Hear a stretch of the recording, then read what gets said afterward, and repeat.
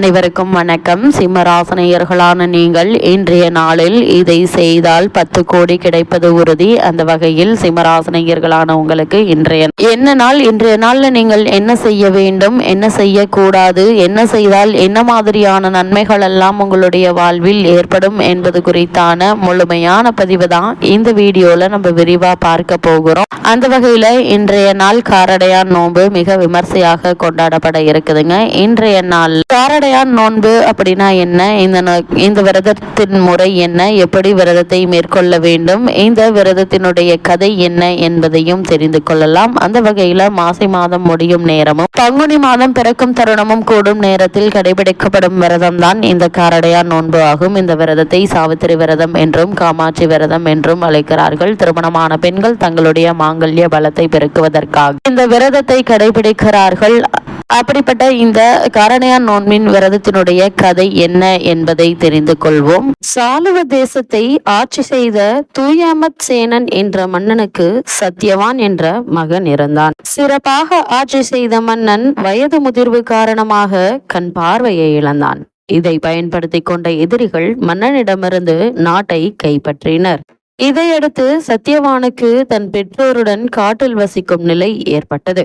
ஒருமுறை அஸ்வபதி என்ற மன்னனின் மகள் சாவித்ரி காட்டிற்கு சென்றபோது சத்யவான் தன் பெற்றோருக்கு பணிவிடை செய்து கொண்டிருப்பதை பார்த்து சத்யவானை திருமணம் செய்ய வேண்டும் என்ற ஆசை ஏற்பட்டது. இதை பற்றி தன் தந்தையிடம் சாவித்ரி கூறினாள். மன்னன் நாரதர் மூலமாக சத்யவான் ஒரு இளவரசன், ஆனால் குறைந்த ஆயுள் கொண்டவன் என்பதை அறிந்தான். இதனால் வருத்தமடைந்த மன்னன் சத்யவானுக்கு தன் மகளை திருமணம் செய்து கொடுக்க தயங்கினார். ஆனால் சாவித்ரி சத்யவானை திருமணம் செய்வதில் உறுதியாக இருந்தாள். மன்னன் வேறு வழி இல்லாமல் சத்யவானுக்கே சாவித்ரியை திருமணம் செய்து கொடுத்தார். இதையடுத்து சத்யவானும் சாவித்ரியும் காட்டில் மகிழ்ச்சியுடன் வாழ்ந்து வந்தனர். சத்யவானுக்கு குறைந்த ஆயுள் என்பதை அறிந்த சாவித்ரி நாரதரின் அறிவுரைப்படி சில விரதங்களை மேற்கொண்டு வந்தாள். 1 வருடம் முடிந்த நிலையில் ஒரு நாள் சாவித்திரியின் மடியில் படுத்திருந்த நிலையிலேயே சத்யவானின் உயிர் பிரிந்தது. அப்போது சத்யவான் உயிரை எடுத்துச் செல்ல வந்த யமதர்மர் கற்புக்கரசியான சாவித்திரியின் கண்ணுக்கு தென்பட்டார். சத்யவானின் உயிரை கவர்ந்து சென்ற யமதர்மரை பின்தொடர்ந்தாள் சாவித்ரி. இதை பார்த்த யமதர்மர், எதற்காக என்னை பின்தொடர்ந்து வருகிறாய் என்று கேட்டார்.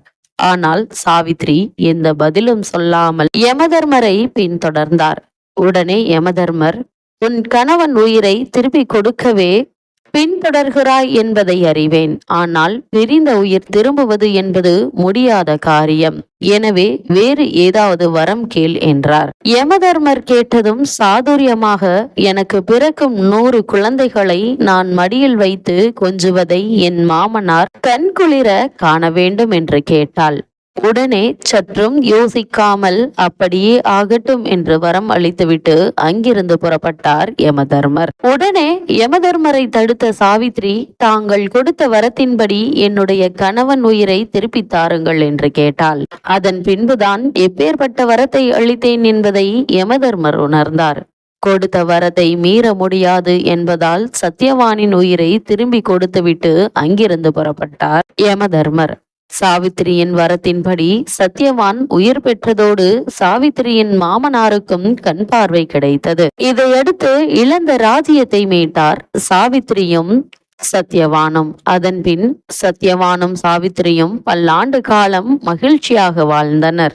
அந்த வகையில சத்யவானின் உயிரை மீட்பதற்கு உதவியாக இருந்தது அவள் கடைபிடித்து வந்த காரடையான் நோன்பு. இதனால் தான் இது சாவித்திரி நோன்பு என்று அழைக்கப்படுகிறது. காமாட்சி அம்மனும் இந்த விரதத்தை கடைபிடித்த காரணத்தினால் காமாட்சி விரதம் என்றும் பெயர் பெற்றது. காரடையான் நோன்பு இருக்கும் பெண்கள் அதிகாலையில் எழுந்து குளித்து வீட்டை சுத்தம் செய்ய வேண்டும். பின்பு பூஜை அறையில் கோலமிட்டு அம்மன் படம் வைத்து விளக்கேற்ற வேண்டும். கோலத்தின் மீது கும்பம் ஒன்றை வைத்து அதற்கு மஞ்சள் குங்குமம் இட்டு பூசூட வேண்டும். ஒரு நூலில் மஞ்சள் தடவி தடவி நோன்பு கயிறு தயார் செய்து அதை கும்பத்தின் மீது கட்ட வேண்டும். அரிசி மாவு காராமணி சேர்த்து கார அடை செய்து நெய்வேத்தியமாக படைக்கலாம். அம்மனுக்குரிய பாடல்களை பாடி வழிபட வேண்டும். பின்பு கணவன் கையால் நோன்பு கயிற்றை கழுத்திலோ கையிலோ கட்டிக்கொள்ளலாம். இந்த விரதத்தை மேற்கொண்டால் கணவரின் ஆயுள் அதிகரிக்கும். திருமணமாகாத பெண்களுக்கு நல்ல கணவன் அமைவார்கள். குடும்பம் மகிழ்ச்சியோடு நடைபெறும் என்பது நம்பிக்கை. அந்த வகை சிம்மராசினியர்களான உங்களுக்கு இந்த காரடையான் நோன்பான இன்றைய நாளில் உங்களுடைய வாழ்வில் மேலும் என்ன மாதிரியான நன்மைகள் எல்லாம் ஏற்பட இருக்கு என்று பார்க்கும்போது காலகட்டத்தை பொறுத்த வரைக்கும் உங்களுடைய ராசிக்கு குரு பகவான் வக்ரகதியில் இருந்தாலும் கூட லாபஸ்தானத்தில் இருக்கிறாருங்க. இதனால் உங்களுக்கு லாபம் அதிகரிப்பதற்கான வாய்ப்புகள் அதிகம் இருக்கு. பண பற்றாக்குறை என்பது ஏற்படுவதற்கான வாய்ப்புகள் இல்லை. ஏதாவது ஒரு வகையில் உங்களுக்கு பணம் என்பது கிடைத்து கொண்டே இருக்குங்க. ஏதாவது ஒரு வகையில் உங்களுக்கு வருமானம் இருக்கும் என்பதால் நீங்கள் கவலைப்பட வேண்டிய அவசியம் இல்லைங்க. அதே போல் இவ்வளவு நாட்களாக கொடுக்கல் வாங்கலில் இருந்த